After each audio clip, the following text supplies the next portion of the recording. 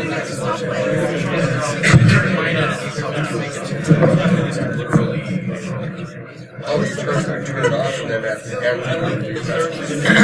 right, let's go ahead and get started, guys. Thanks for coming to the talk. The topic, of course, is tracking and monitoring Wi-Fi devices without being connected to them. My name is Caleb Madrigal. I live here in Milwaukee, Wisconsin. My public hacker handle is Metim. My private hacker handle, you cannot know. I don't know if any of you are feds.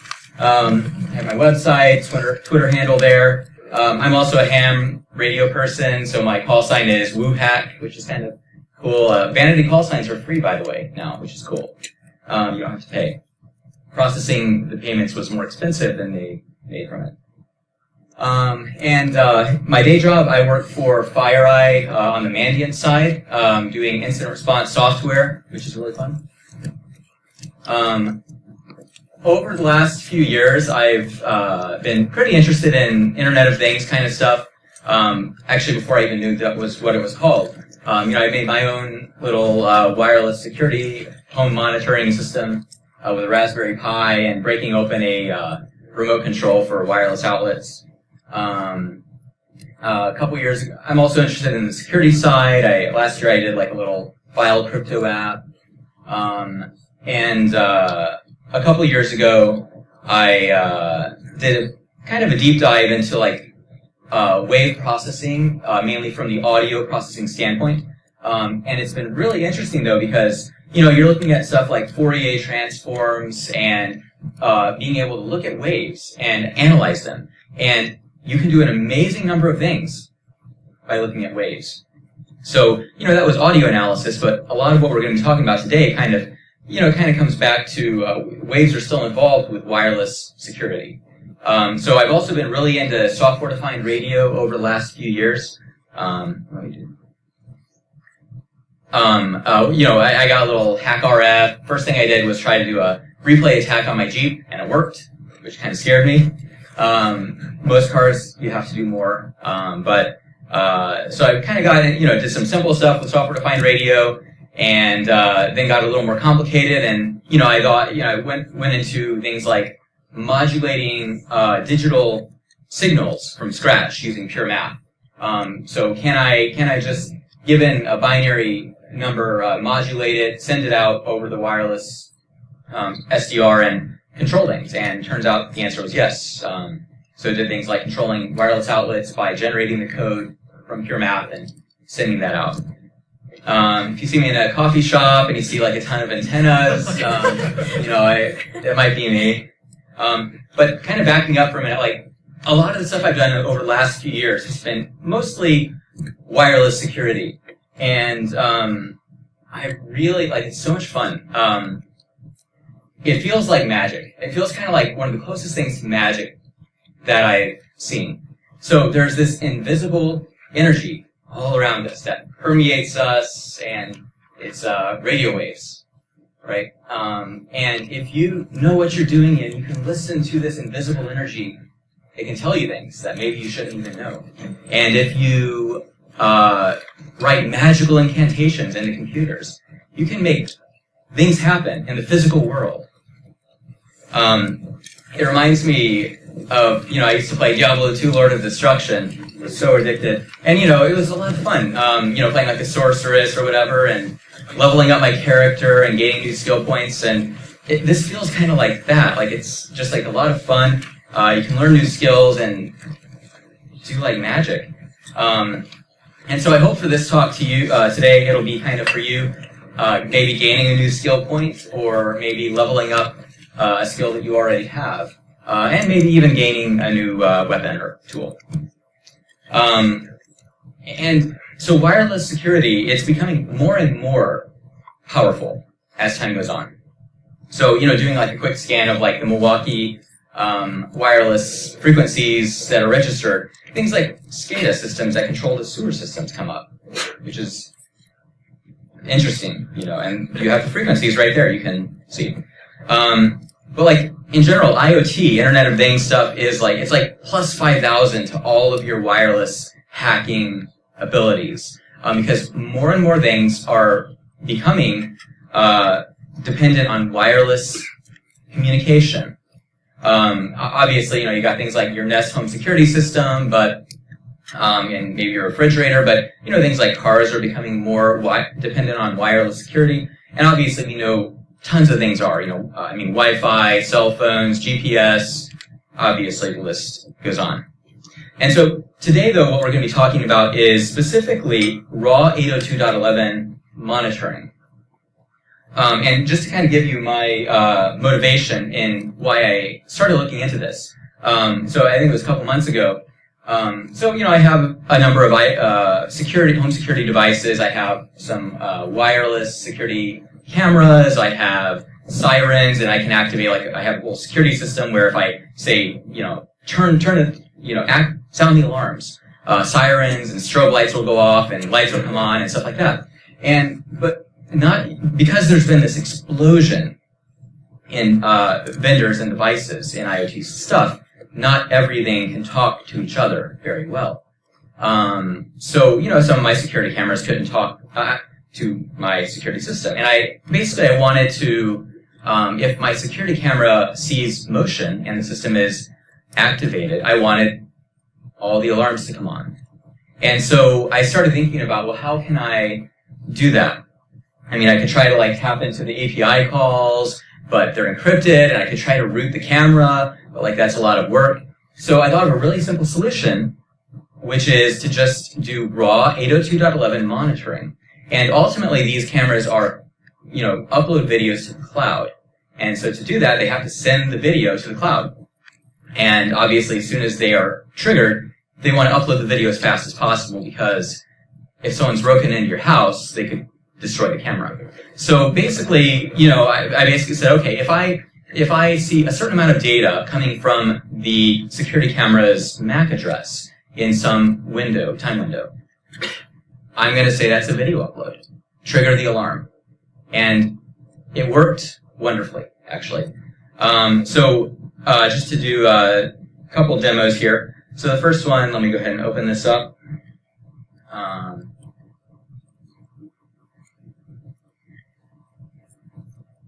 And this is the security camera thing.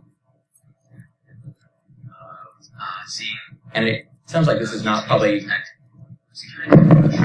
So right now I have Tracker Jacker set up to watch my Canary security camera, which has the MAC address 7C, 70BC, etc. And it has a threshold of, 100,000 bytes in 10 seconds. And the idea is when the Canary sees motion, it needs to upload the video to the cloud. And that's going to take a good number of bytes. I just said that. That will then trigger... over there it is. Uh-oh, it's going to get loud. Watch out. You can see the siren go. So, all right. It's good recording. So yeah, that worked really well.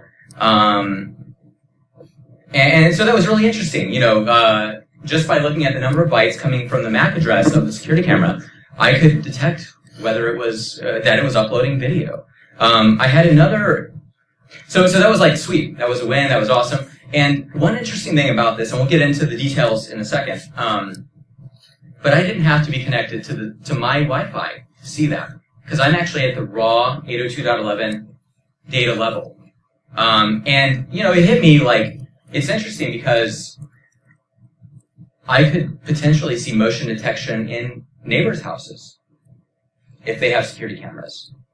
And actually, when I was looking at this, the security camera that I had, I actually, when I was testing it, I armed it and then tried it, and then I was still testing it when it was not armed, when it was in home mode, and it was still uploading the video when it saw motion. So that was kind of a surprise. And this was the Canary camera. Now, in their settings, you can actually disable that, which at least they give you that control. But it was cool. It was I found this feature accidentally.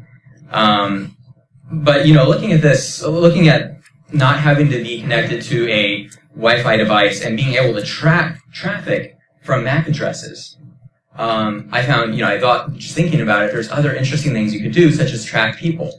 Like if I wanted to track when my wife got home, it would be great if I was in an office and I could track when my boss was in the office, but I work from home. Anyway, so here's a quick little demo of tracking a cell phone using Tracker Jacker. And so this was, let me go ahead and do this little quick demo. And I'll just mute this. So basically, I'll just talk through it. So I had my cell phone, and I had my cell phone in airplane mode, or I had Wi-Fi off rather. And so you could see I have my. Can you guys still hear me fine? Press the bottom of the unit, but I don't know why it was going on. Press and hold. Pull it out of there. And hold the bottom button. For about 5 seconds. And press it. See if you got anything. Okay, I think we're back on. So anyway,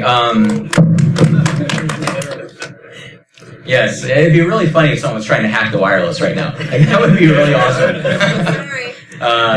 Congratulations. So anyway, my phone was had Wi-Fi off. You can see 0 bytes, and it was gathering in a 10-second window. And watch, as soon as I turn on the Wi-Fi, just need to press the button. I look really serious. And there you are. So it detected almost instantly, which is pretty cool. Basically I just had a 1 byte threshold set up. So if I see any data from this MAC address, consider it detected. Okay, so let's get down to how this actually works and how you can do it if you want. So quick primer or kind of refresher on how Wi-Fi works from a radio perspective. It's ultimately all just radio. So a wireless adapter is cool. It's just a radio that operates at certain frequencies. And you have various channels, which are really just defined frequencies that everyone's agreed upon. There may be some other minor things, but that's the main idea. And, you can have multiple access points nearby, and hopefully they're on different channels, and then they won't collide. There's various, the channels, again, they have certain frequency definitions for 2.4 and 5 gigahertz, which are the two main ones. On the 2.4 gigahertz, often the channels overlap.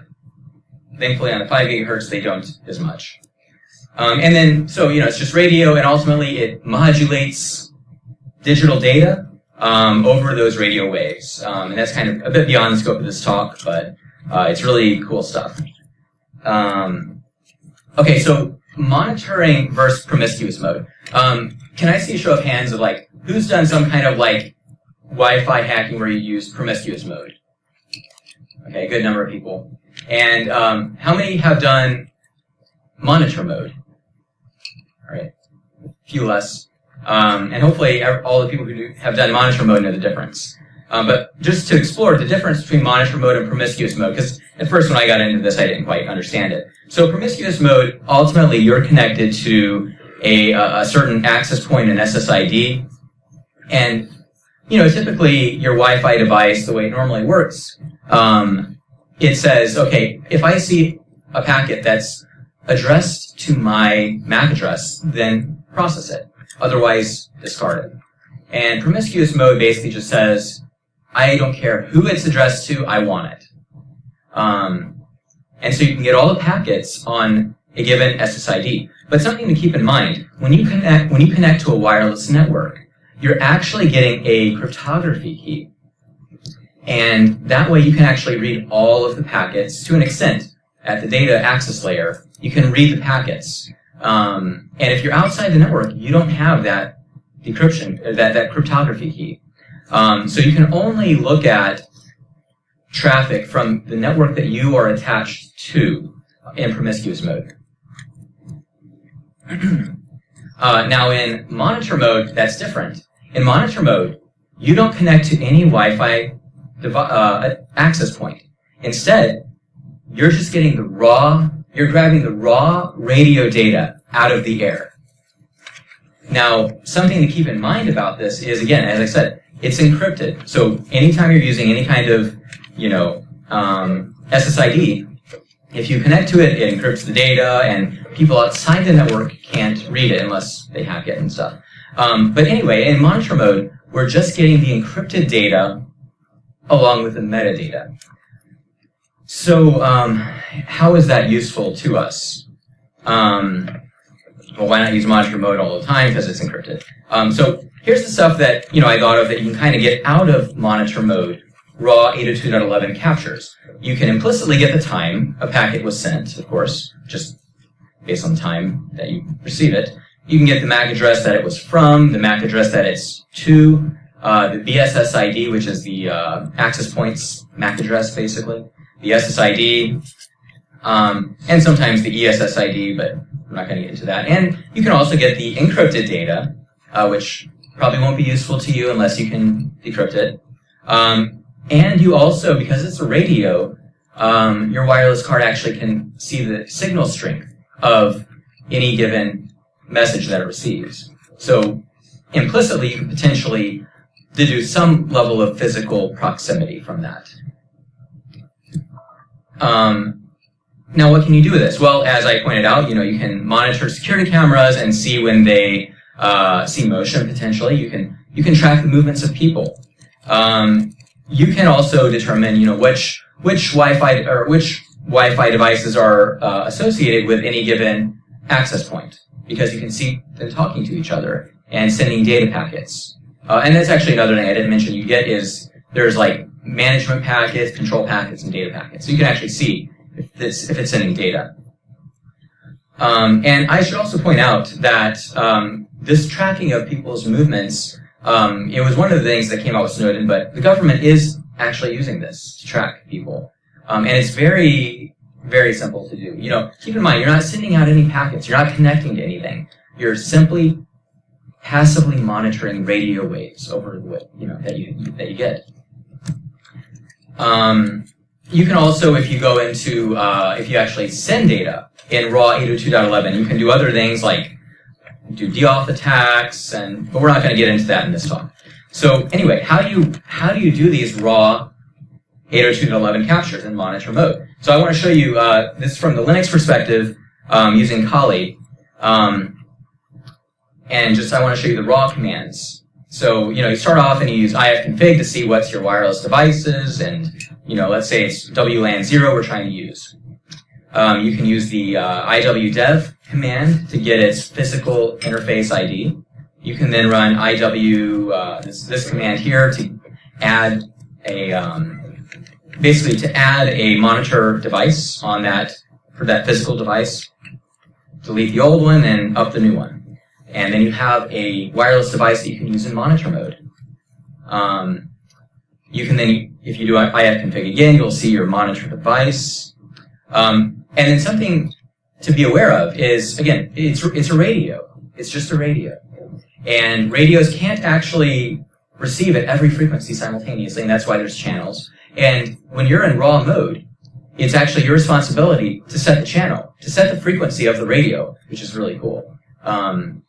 I think you can only set it to the defined channels, although theoretically you can write your own driver. But anyway, so you set it to the channel. You can do iwdev to see that it is indeed in the channel that I set. And from there, you can capture raw frames basically using any PCAP program. So it could be TCP dump, it could be Wireshark. I like to use Scapy myself. It's a Python library.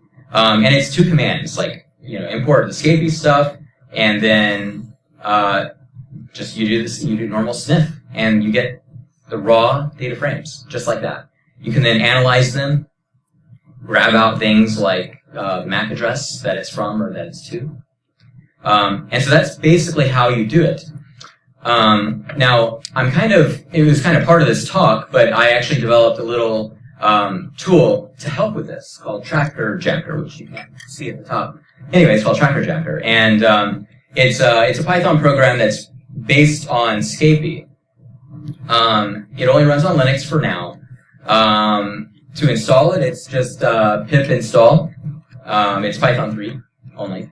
And it basically lets you do a lot of the things that I wanted to do with some of these tracking and tracking things, as well as some functionality to map what is around me. What devices are sending radio waves that I can see, and how are they associated? What devices are on what SSIDs. So it can do all of that with a map functionality. You can see an example command that I used to track a MAC address. This was for the security camera tracking. Also, let's see, it's still running. It looks like it is. I am tracking all of you right now. If you have a wireless device that is on, I probably have your MAC address. That's true. And so spoofing is actually a very good way to avoid this. But just to show you kind of what the output of the map looks like, basically just lists a bunch of BSSIDs, and then the SSID that's associated with them, and the various MAC addresses that are associated with it on a channel-to-channel basis. So, channel 44, channel 40, etc. Now, if you'd like me to delete your MAC address, you can just give me your name and the MAC address, and I'll. I don't work for the government. So anyway, that's kind of Tracker Jacker. It's again, it's on sweet. It's on PyPy, so that's why you can pip install it. And the GitHub code is publicly available. You could probably just Google for it. A couple notes on the environment. So you notice I have a pretty serious-looking Wi-Fi adapter here. It's really ugly, but the reason I have this one is because it's a dual band, so I can capture in both 2.4 gigahertz and 5 gigahertz, most of the channels. Most of the stuff I've done has been in Kali Linux running on a VM. And it works best if you run with an external adapter. A lot of internal adapters, especially if you're using it in a VM, you can't put them in monitor mode. So that's a big reason. And plus, you actually get much farther reach with an external adapter often. Also, as far as wireless devices, I've tested a few. This is a nice simple one. It's they're really cheap, $13 on Amazon. So this one works well. I'll try to post these notes somewhere online, on CypherCon, probably on CypherCon's website. This is a good one. I tried another one by the TP-Link that didn't work very well because it's newer. The drivers aren't out there yet. A lot of TP-Links and especially a lot of alphas work. The Alpha brand work really well. This is the one that I have. So anyway, a few takeaways. Wi-Fi is just radio. It's just a radio at the physical layer. And it's really interesting when you think about that and all the things you could potentially do. It's trivial to track Wi-Fi devices in monitor mode.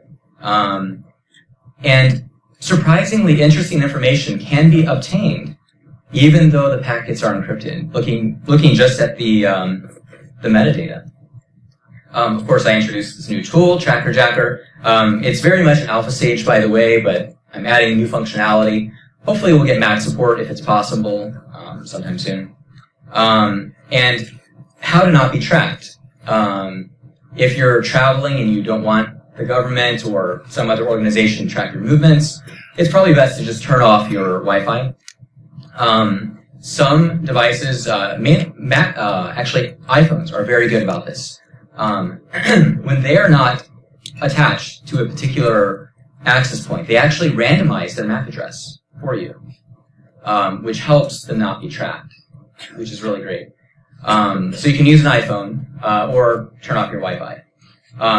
But keep in mind, this doesn't mitigate this tracking ability completely, because ultimately when you attach to a local network that you've been a part of, it actually uses your real MAC address. That's one thing that's really interesting to me about a lot of this wireless security stuff compared to like binary exploitation is that, so, if you find a bug in a binary, that can be useful, but it's ultimately a bug that can be patched. In wireless security, a lot of the vulnerabilities that you find are systemic, and they are not easily patched. If you want to, there's almost nothing, no way that we, to mitigate a lot of these attack vectors. So that's really interesting. Thank you. I guess we have a few minutes if anyone has any questions. Yes. Do you know if there's any wireless adapters that permit radar detector style listening to see if anyone's in monitor mode? As far as I know, when you're in monitor mode, you simply don't give off any RF. So the answer is it's not even physically possible. For some kinds of radios, radar detectors emit a signal that you can listen to. So there might be some way with radio backscatter, but you're getting really esoteric at that point. Okay. So another one. Any other questions? Yes. It used to be with the alphas, I think, that even the same model, had a different chipset in it. Maybe they would do version 1 and version 2 and it wouldn't be listed. Have you found any of that anymore? And one of those chipsets had a Linux driver that supported it? Yeah. So that the TP-Link, the one, the little white one, basically the new version has a new chipset. It's also dual band, which is why I bought it, because I was like, sweet, it can do 2.4 and 5 gigahertz. Yeah. It turned out to be a pain. I haven't even got it working yet. I just got it 2 days ago. But they changed the model number? They did change the model number, so it's not the same model number, which is good. But yeah. Any others? Yes. I'd like to say that I think that your presentation was very inspirational and interesting, and I'm curious as to what you do for a career. I'm basically I write incident response software. It's not very correlated. What made you want to go into your security camera and check all this out? It's just fun. Like, I don't think I'm a control freak, but it's really cool being able to control stuff with computers in the physical world. It's like magic. It's cool to write stuff in a computer, and it runs in the computer and makes this world. But it's cool when you get outside of the computer. So that's kind of the big